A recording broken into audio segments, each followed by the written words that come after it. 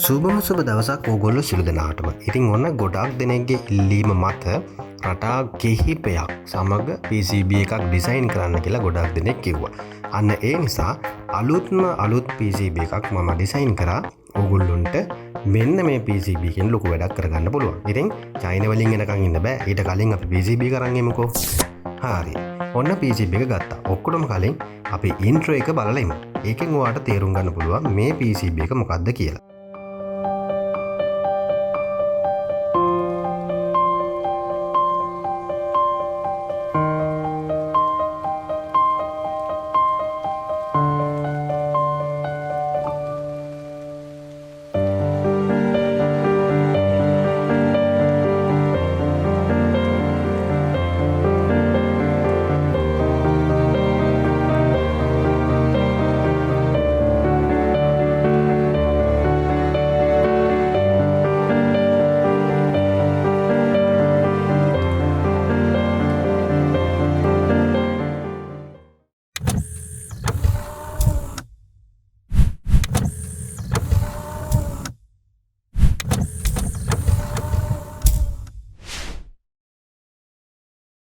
ගොඩක් දෙනෙක්ගේ ඉල්ලීමක් වුණා මෙන්න මේ 12F508 IC එක අපෙන් ලබා ගැනීම. ඉතින් ගොඩක් දෙනෙක් මගෙන් ඇහුවා, සමහර තැන් මම සම්බන්ධ කරලා දුන්නා. ඉතින් සුබ ආරංචියක් තියෙනවා. ඕගොල්ලොන්ට 12F508 කියන ප්‍රෝග්‍රෑම් IC එක මගෙන්ම ප්‍රෝග්‍රෑම් කරලා මින් පස්සේ ලබා ගන්න පුළුවන්. ඉතින් අන්නේ ප්‍රෝග්‍රෑම් IC එකටම ගැලපෙන තමයි මම මෙන්න මේ PCB එක ඩිසයින් කරේ. ඉතින් මේ PCB එකෙන් ගොඩක් වැඩ කරන්න පුළුවන්. බුදුරස් මාලාවල් හදන්න, 3 wheel වල සෙල් වලට හයි කරන්න, එක එක ලයිට් පැටර්න් වලට මෙන්න මේ 12F508 කියන මේ ප්‍රෝග්‍රෑම් IC එක පාවිච්චි කරනවා. ඉතින් මුලින්ම අපි මේ PCB එක සම්බන්ධ කරලා බලමු. මේ PCB එකට අපි මුලින්ම IN4007 කියන ඩයෝඩ් එක සම්බන්ධ කරගන්නවා. මම මේකේ වෙනම කෑලි ඕගොල්ලොන්ට නම් කියන්න බලාපොරොත්තු වෙන්නේ නැහැ. පාසන ගමන් මේ කෑලි මොනවද කියන එක මම එකින් එකට පැහැදිලි කරන්න. ඉතින් මුලින්ම මම මෙතෙන්ට සම්බන්ධ කරේ IN4001 එහෙම නැත්නම් IN4007 කියන ඩයෝඩ් එක ඕගොල්ලොන්ට සම්බන්ධ කරන්න පුළුවන්, කිසිම ගැටලුවක් නැහැ. ඊළඟට 1K රෙසිස්ටර් 5ක් මේ බෝඩ් එකට අවශ්‍ය වෙනවා අවුට්පුට් 5ට සම්බන්ධ කරන්න. ඉතින් මෙන්න මේ වගේ 1K රෙසිස්ටර් 5ක් අරගෙන ඕගොල්ලොන්ට මෙන්න මේ PCB එකට සම්බන්ධ කරගන්න පුළුවන්. ඉතින් මේ PCB එක ඔයගොල්ලන්ට මගෙන් මිලදී ගන්න පුළුවන්, කිසිම ගැටලුවක් නැහැ IC එකත් එක්කම. එතකොට IC එකත් එක්කම මේ කම්පොනන්ට් එක මම ඔයගොල්ලන්ට එවනවා. ඔයගොල්ලන්ටත් පාස් ගන්න පුළුවන්. පාසන්න අපහසු කෙනෙක් ඉන්නවා නම් මගෙන්ම මේ PCB එක පාසලම ලබා ගන්න පුළුවන්. ඉතින් ඔන්න 1K රෙසිස්ටර් පහම සම්බන්ධ කරා. ඊළඟට IC බේස් එක අපි මෙන්න මේ බෝඩ් එකට ඔයගොල්ලන්ට පේනවා මෙතන IC බේස් එකෙත් පොඩි කට්ටයක් තියෙනවා. අපේ බෝඩ් එකෙත් පොඩි කට්ටයක් තියෙනවා. අන්නේ කට්ටේ සම්බන්ධ වෙන විදියට IC බේස් එක සම්බන්ධ කරගන්න ඕන. ඉතින් IC බේස් එකක් සම්බන්ධ කරන්නේ මොකටද කියන එක මම ගොඩාක් වීඩියෝ වල කතා කරලා තියෙනවා. සාමාන්‍යයෙන් IC එකක් මොනියම් හේතුවක් නිසා හරි පිළිස්සීමකට ලක් වුණොත් අපිට පුළුවන් මේ IC බේස් එක නිසා ඉතා පහසුවෙන්ම මේ IC එක ගලවලා ඉවත් කරගන්න.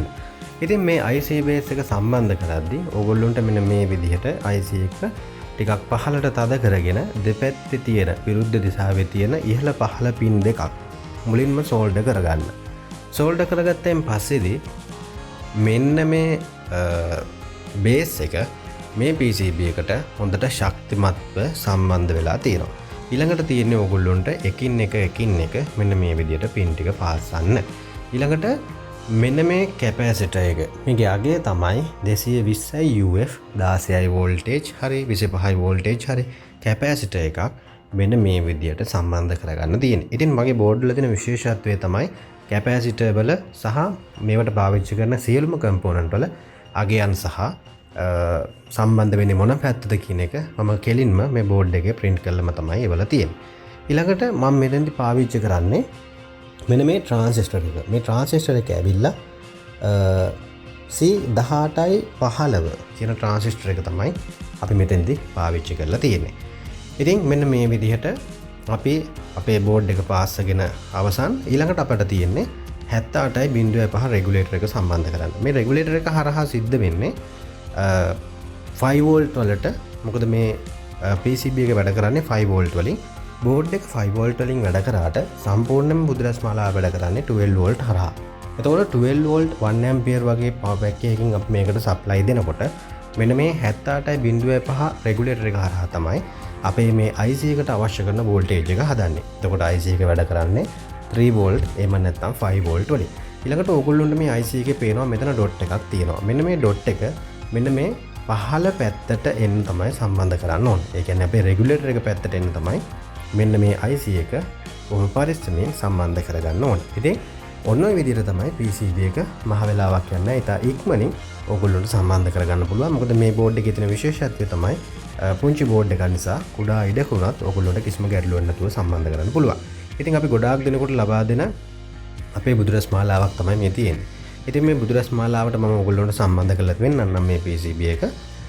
ඉතින් මෙන්න මේ විදිහට මම මේකේ වෙන වෙනම පාටවල් වලින් වයර් සම්බන්ධ කරලා නැහැ. මොකද මම මේක මේ වෙන බුදුරස් මාලාවක් ඒකට තමයි මම සම්බන්ධ කරලා පෙන්නන්නේ. මේ වෙනුවෙන්ම හදපේ ගන්න නෙවෙයි. ඉතින් මේකේ වෙනසක් නැහැ. මේකේ තියෙන්නේ ධන ලයින් එක කෙලින්ම අපේ බුදුරස් මාලාව පුරාම සම්බන්ධ වෙනවා. එතකොට රින ලයින් 5ක් තියෙනවා. ඒ පහ තමයි අපේ බෝඩ් එකේ අවුට්පුට් පහට අපි ගන්නෙ.